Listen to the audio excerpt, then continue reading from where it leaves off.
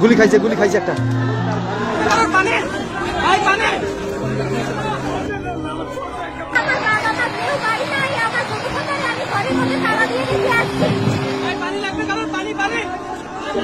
বাবা এখন কোথায় জানো? হ্যাঁ, কোথায়? মারা গেছে।